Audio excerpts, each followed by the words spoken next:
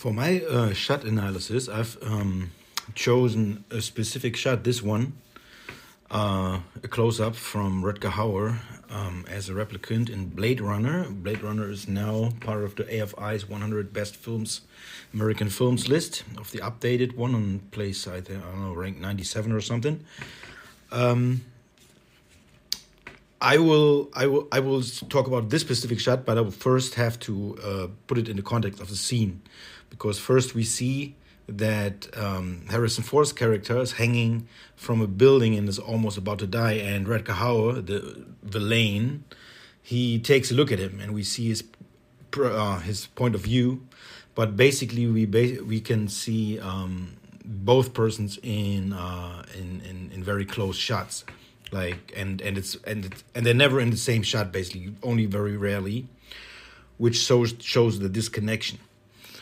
And then we see this Christ-like figure, almost like the villain is saving the protagonist, and he even has his hands pierced like a crucifixion, and he's saving the protagonist, the supposedly good guy.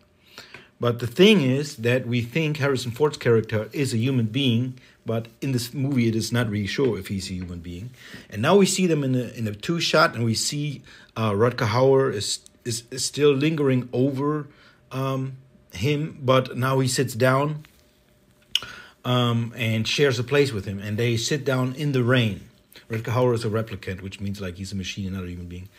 And Harrison Ford's character, he's not even talking any words in this old 4-minute scene or something. He's just looking, and Rutger Hauer is basically talking in a monologue. And now we see this shot that I want to talk about, and we see Rutger Hauer as a machine, as a replicant, his humanity, by seeing his emotions close up in the scene. It's very important that we see him close up, and we see how Harrison Ford's character, the police officer, he sees him, and he's like marvelous, it's like, wow, what's going on, this replicant, this evil guy is talking to me, and he's showing emotions.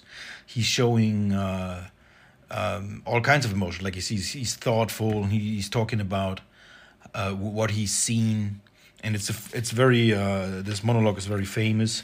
He talks about all these memories that were stored in him because he's a machine. They will be lost like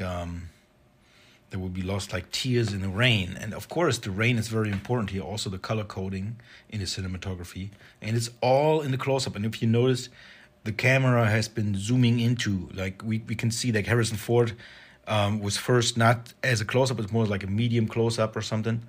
But now Rutger Hauer is in close-up. He shows emotions. He's even smirking. He is even smiling, even though he's about to die.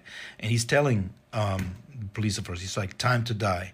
And then he just drops his head, and we see this final shot. Basically, it's not a final shot, but we see him dying in the rain. And it even appears, if I could show the movie, like it is slow motion. It's going into slow motion in that moment. And we also see this white dove that he brought, kind of significantly, that it's flying away like his soul. It's significantly representing his soul, basically, even though he's a machine, he shouldn't supposed to not have a soul. And this dove is flying away into the, we're leaving the shot, but for a moment we see this bird flying off into a dark sky with a very wide shot, and with a very, very shot that shows us the weakness of our perception, like the words large around us, like it's threatening. And Harrison Ford's character is now closing his eyes and trying to make sense of everything. And so I think it's very, very appropriate to see that this scene is very powerful, and we even see the characters in light and shade, almost like two-faced, and the color coding is very bluish, very sad, and the rain is very important. So basically, the cinematography here seems to be simple, but I think it is not. It's very thoughtful how it was made, and this is the final shot before we see in the background the police car is kind of landing, and that's how it moves into the next scene, so to speak.